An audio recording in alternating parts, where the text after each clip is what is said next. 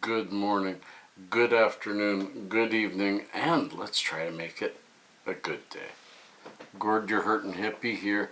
He's hurting today, but you saw the title. Pick up the damn phone. But first let's get at our regular stuff. Today is -8 with a wind chill. We are looking at -14 Celsius, and this is the warmest we're going to see for a long time.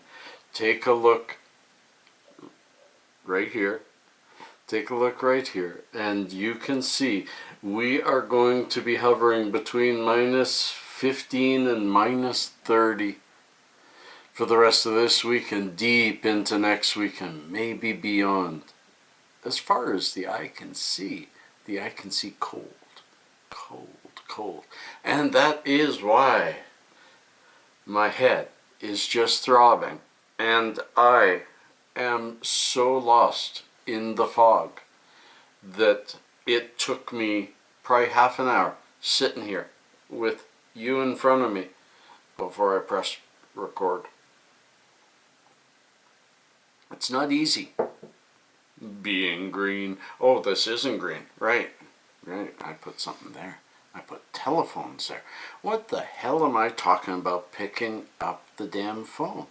Well, you know, today's world is, we're all stuck in this little bubble that we've created for ourselves, around ourselves, and we have basically created our own little force field of I will only let in what I want to hear, and the rest blah blah blah blah, I'm not going to hear it.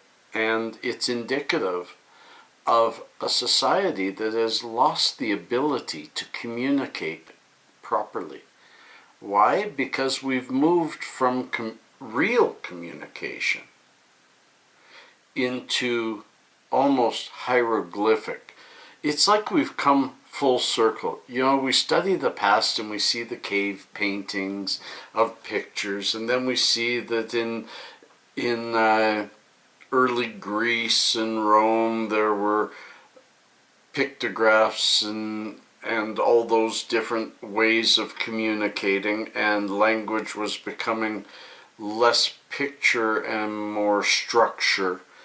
And slowly it developed into a couple of streams of language that we now call English and the Germanic side, Slavic. And we kept improving how we would talk to each other.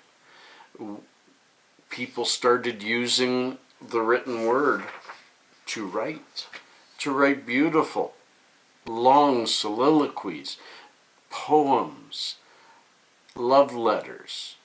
I used to, as a young man, I would write love letters to my girlfriend. Oh, I enjoyed writing. And communication, I want to give you an example. When I was young, to phone a friend in the same city was 5 numbers, because you didn't have to put the first 2, because everybody had the first 2. And slowly they moved into 7 numbers. But you had a phone in your house, in the center of your house, and it was an old ringy-dingy kind of phone, and you didn't use it that often. You know, you made arrangements around the inabilities of the phones. Payphones were all over the place, and you could phone somebody with it, but if you didn't put the money in, they couldn't hear you. We even utilized that as signals to, hey, mom and dad, you get a phone call, nobody's on the other end, that's us asking to be picked up at the pre-designated time. And because you didn't have phones, because you didn't have major abilities of communication, you would plan things much better and have signals and plans for the future. I'll be X, same as, you know, after school we'd say, okay, look, I'll phone you, but I'll phone you at 3:30. So you phone so-and-so and so-and-so and find out if they're going to meet us there. And then I'd phone him and he'd say, you know what, so-and-so said they'll probably be there before us, but if we get there and they're not there, that's because they couldn't make it. Things like that. Communication was pretty clean and simple, and when you couldn't communicate with somebody, you just couldn't communicate with them.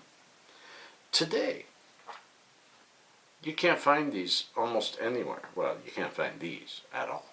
But these, maybe one or two per person. I remember a time when I carried a cell phone on my hip and I had people looking at me. This was early 90s, people looking at me like, wow, he must be special. Nowadays, I'm amazed when I see a kid without a phone, actually playing a game. You know, I'm not against technology having grown, but what we have lost is the ability to continue this communication. We have slowly turned from the hieroglyphics and the cave paintings back to hieroglyphics and cave paintings. See, the fog. The fog's there, but I'm bringing it full circle. We are back to sending a sad face to somebody, and then they see it and they go, oh, so-and-so's having a difficult day. Better leave them alone. And the person on the other side is, wow, I sent a sad face. Don't they know I want to talk? It's a world of misunderstanding. It's no wonder half the world thinks we're close to war with Iran, while the other half are laughing and saying, this is just normal, back and forth. They're scaring you too. And I'm not going to get deep into that. I got deep into my thoughts on Iran in my Hippie Unplugged. I try to keep the really difficult stuff. I don't want to fight in this channel. This is a loving channel. This is the hippie channel. This is just calmness and trying to find solutions to today's problems. I often tell close friends, I don't get your anger. I don't get your sadness about this world. We are in a better world today. And yes, I say it too often, but I'm not going to stop. We're in a better world today than we've ever been in the history of mankind. We are safer, we are better, and yeah, I know somebody's going to say, oh, but Trump. No, he's just a leader, and he doesn't have that much power, and the world is the world. Will there always be conflict? Yes. But should we look at conflict and say, oh, woe is me? No, we shouldn't. We should look at it and say, that's expected. Let's work against it. Let's try to bring it down. Let's try to get the world more symbiotic. But let's also recognize that you can never fix everything. I'm getting off on a tangent. I want to get back to pick up the damn phone. And you don't get past it. People don't pick up the phone. They text for absolutely everything. Now, I get it. I text 2 people every morning saying good morning. Maybe 3. Saying good morning. And they say good morning back and our day goes on our way. We barely ever go beyond that. That's okay. That's what this minimal communication is good for. But the moment there's a misunderstanding, the moment you look at something and say, that person got me upset by a text, you got to think to yourself, is this a person who wants to fight with me? I mean, another good example, my young son, Pasha, absolutely can't stand talking on the phone. He doesn't understand it. He'd rather text. And I will text him because he's at his mom's, and I'll text him and say, how you doing? Fine. Busy. Are you upset? No. Busy. Okay, Pasha, but I need to talk. What? You know, and so I think, oh, he's really upset. Is something wrong at home? And so I'll ask. No, things are fine. Gotta go. hold on, we're talking. So I'll phone, and he'll swipe. And I'll text him, I'll say, pick up your phone. No, just say it here.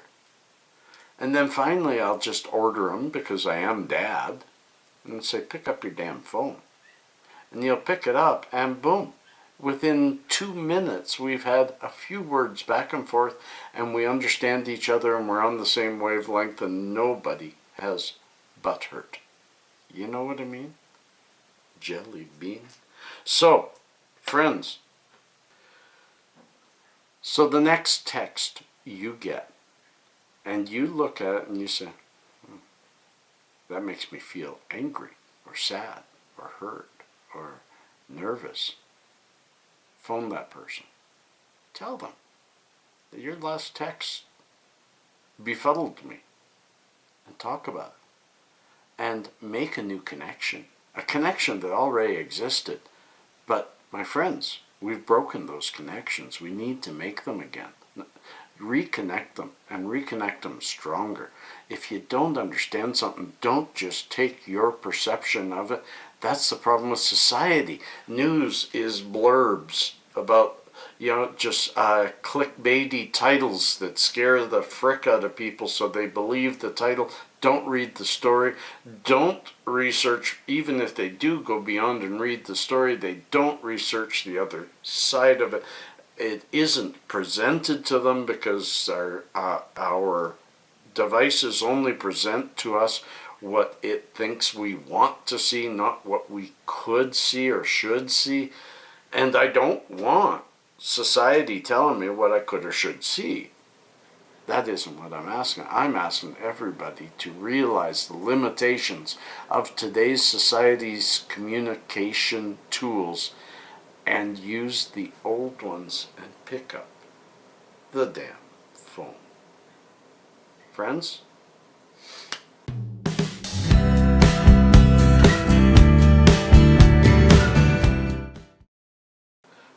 Okay, friends, we are now into a couple more of little known facts. In the early 1900s, lobster, I've heard about this, lobster was considered the cockroach of the ocean.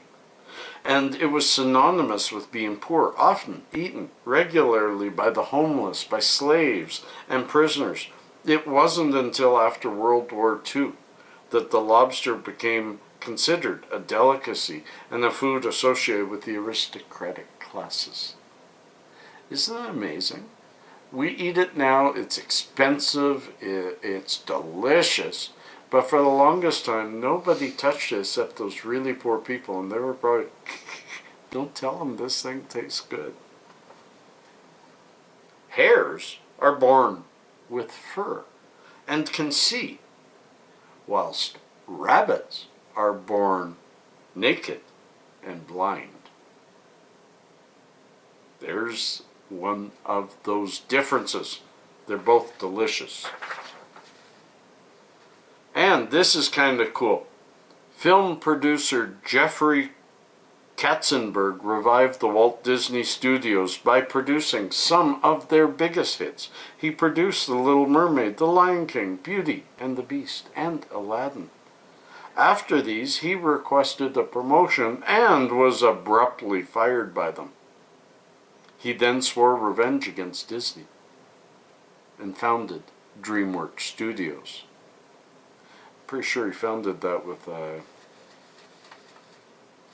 who's that? With Steven Spielberg. Yep.